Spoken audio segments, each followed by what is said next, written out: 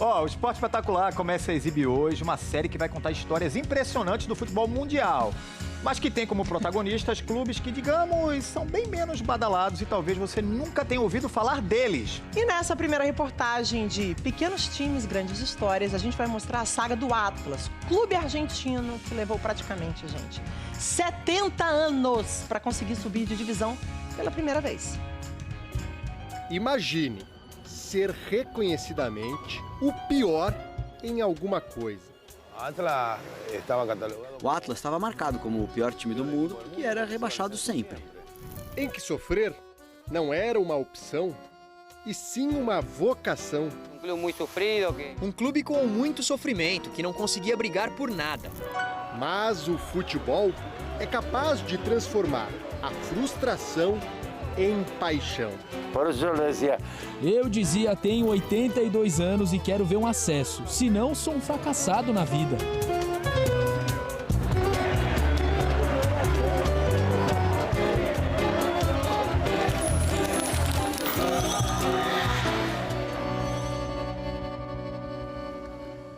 Este é o Clube Atlético Atlas, tradicional time da Argentina. Está na primeira C nacional, que corresponde à 4ª divisão entre as 5 existentes. Estádio ajeitado, campo de jogo impecável, torcida lotando a arquibancada. Um clube organizado e com objetivos definidos. Nós estamos para brigar lá em cima e subir para a 3ª divisão. Brigar, subir, vencer. Palavras recentes no vocabulário do Atlas.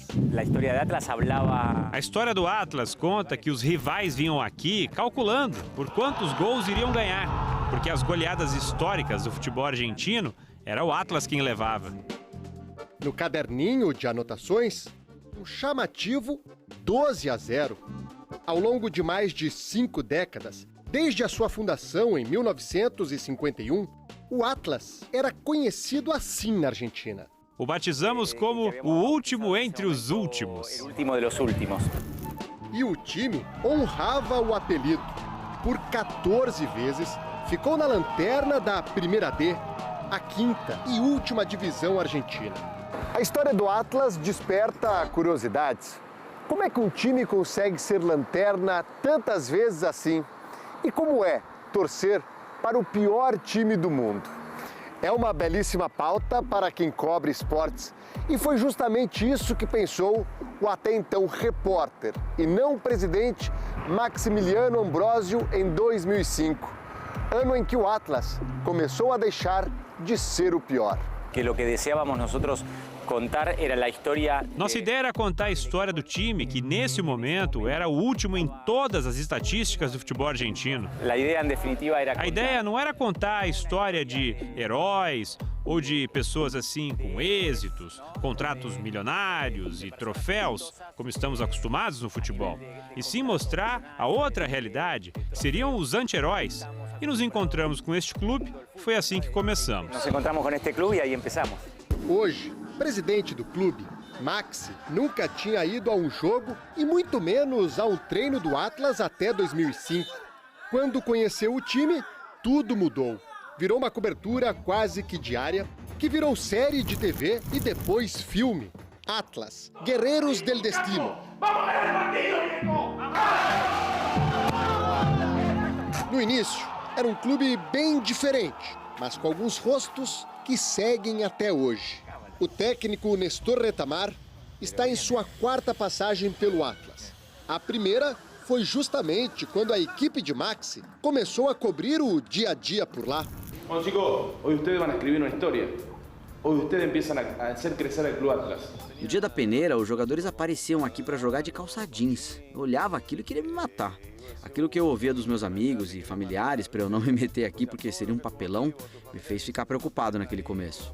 Naquele momento, uma peneira de jogadores significava que vinha o vizinho da esquina, sem roupa de esporte, que tinha vontade de jogar futebol, passava por aqui, dava uma olhada e tentava. Naquela época, a administração do clube beirava o amadorismo. A presença diária de uma equipe de TV mudou a realidade do pior clube do mundo. Já no primeiro ano, o time se classificou para o mata-mata da 5ª divisão.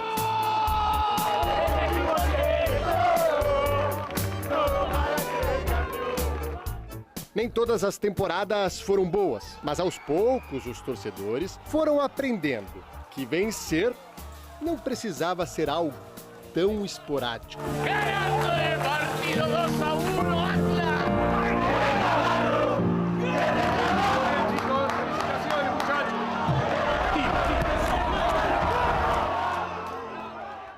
Estamos aqui no Ricardo Puga, a ponto de arrancar a primeira fecha para jugar. Pablo é torcedor e o narrador oficial dos jogos do Atlas.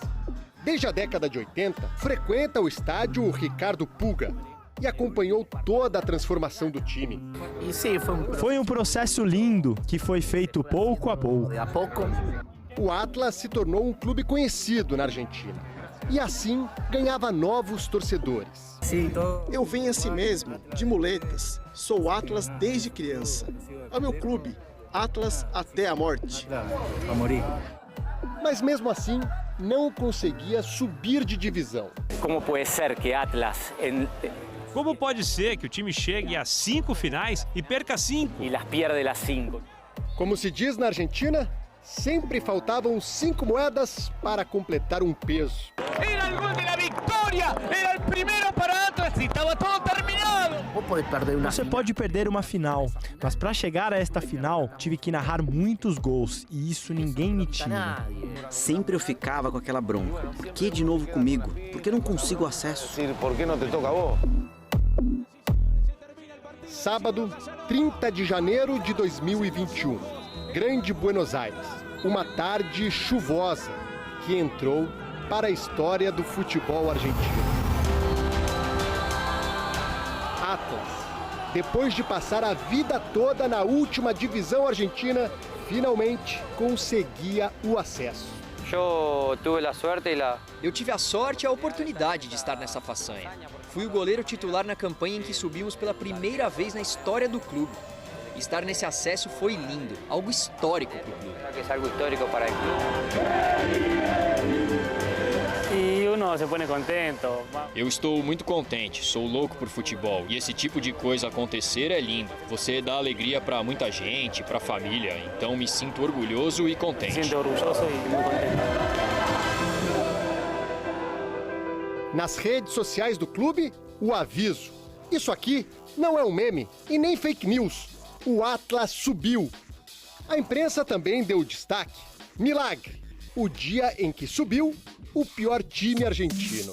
No ano passado eu tinha certeza que eu iria ganhar. Eu tenho muita fé em Deus. Não estava passando por um bom momento familiar, meu pai estava por falecer. Eu sofri muito. Por isso comemorei tanto. Porque a alegria foi o dobro. Viver sentimentos tão duros e depois a explosão de ser campeão. A explosão de sair campeão. Podemos dizer que o Atlas é um desses símbolos de perseverança no esporte. Vencer ou perder faz parte do futebol. Desistir, jamais. Foram quase 70 anos até conquistar o sonhado primeiro acesso.